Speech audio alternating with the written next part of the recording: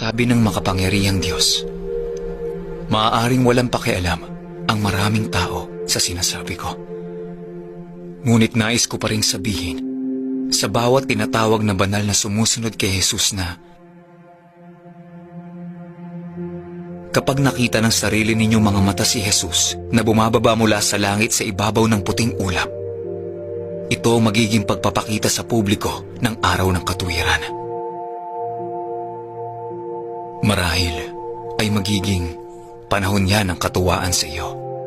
Subalit dapat mong malaman na ang oras na nasaksihan mong bumaba si Jesus mula sa langit, ang iyon ring oras ng pagbaba mo sa impyerno para parusahan. Ibabadya nito ang pagtatapos ng plano sa pamamahala ng Diyos at mangyayari kapag ginantimpalaan ng Diyos ang mabubuti at pinarusahan ng masasama. Sapagkat nagwakas na ang paghatol ng Diyos bago pa makakita ng mga palatandaan ng tao kapag pagpapahayag lamang ng katotohanan ng naroon.